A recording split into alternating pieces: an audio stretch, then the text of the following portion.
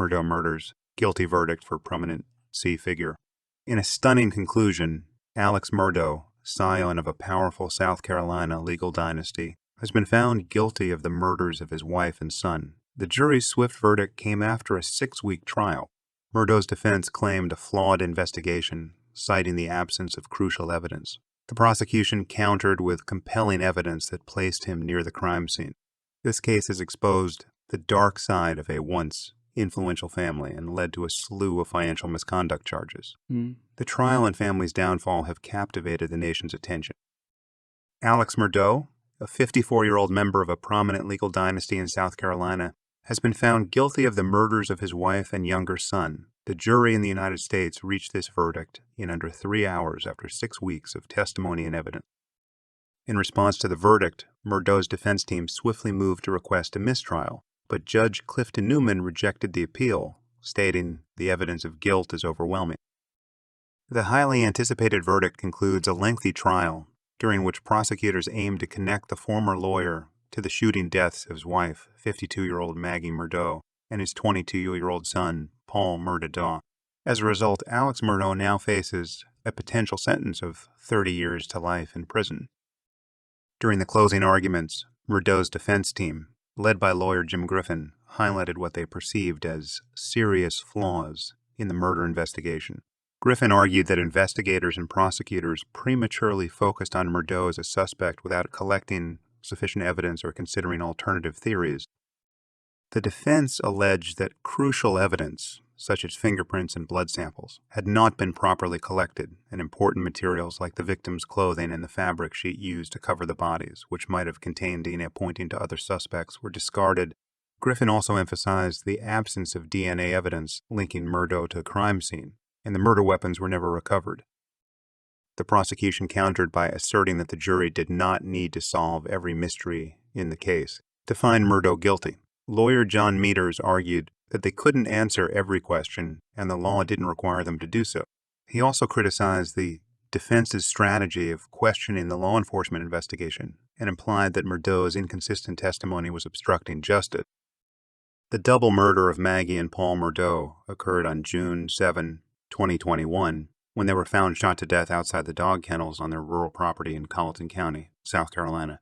Alex Murdaugh called 911 that night, reporting the discovery of the bodies. Maggie Murdaugh had 4 to 5 rifle shots, while Paul Murdaugh was killed with 2 shotgun blasts, each containing different-sized bullets.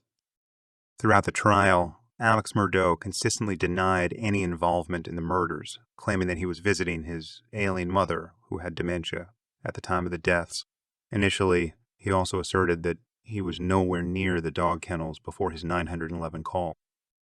However, a key piece of prosecution evidence placed him near the kennels. Investigators managed to unlock Paul Murdaugh's iPhone after a year of attempts, revealing a video recorded near the kennels on the night of the attack, with the elder Murdaugh's voice captured on the recording. Alex Murdaugh, formerly a personal injury lawyer who was disbarred in July, comes from a powerful legal family in South Carolina. His great-grandfather, grandfather, and father all served as elected solicitors for the state's 14th Circuit Court, responsible for pursuing and prosecuting criminal cases in 5 South Carolina counties. In addition to the murder trial, Murdaugh faces over 100 charges related to various financial misdeeds, including allegations of embezzling $7 million from his family's law firm and misappropriating $8.08 million from his client's legal settlements.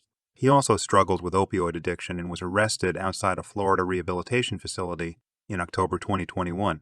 The murder charges were filed in July 2022, more than a year after the shootings. The trial and other alleged crimes involving the Murdaugh family have garnered significant media attention, with documentary TV series on HBO and Netflix covering these events. Now let's shift our focus to another gripping story in the world of crime.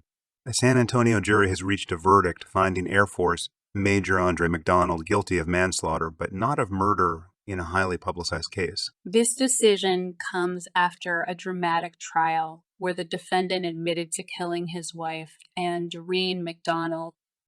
During the trial, the jury initially sent a note to State District Judge Frank J. Castro, indicating a deadlock. After a warning from Castro about the possibility of a mistrial, the jurors reached a verdict less than 2 hours later. The deliberations had extended for more than 12 hours as they grappled with the question of how to hold McDonald accountable for a killing that had garnered national media attention. Andre McDonald testified that he killed his wife in 2019, but his defense team argued that it was an act of self-defense during a violent altercation, claiming that the prosecution had not proven his intent to commit murder, a requirement for a murder conviction. Prosecutors countered by pointing to the defendant's repeated lies, both those he admitted to and those he continued to tell, even while on the witness stand, making his version of events appear unbelievable. Given the option to consider the lesser charge of manslaughter, a second-degree felony, the jury chose this option, resulting in a not guilty verdict for murder. Following the verdict, McDonald was taken into custody, and the sentencing was scheduled for a later date. If he receives the maximum sentence of 20 years for manslaughter, he may serve less than half of it, with good behavior and time served. The case involved extensive efforts by volunteers to search for Andre and Nicole McDonald, who went missing in March 2019. She was the mother of an autistic daughter and co-owned a $1 million business with her husband. Andre McDonald waited until the eve of his trial to admit that he killed her after an argument when he discovered that she had excluded him from the business venture. 4 months later, her burned and scattered remains were discovered on a ranch in northern Bexar County. Andre McDonald, a murder suspect from the outset, had been charged with tampering with evidence shortly after Bexar County Sheriff's deputies responded to the missing person report. Searches at the couple's home yielded incriminating evidence, including a burned hardware store receipt and a shopping list matching the items found during McDonald's mental health evaluation at Broke Army Medical Center on the day of his arrest. During the trial, Andre McDonald testified that he inadvertently killed his wife during a violent struggle, which began when she spat in his face and insulted him in Jamaican Creole. He claimed he intended to knock the wind out of her.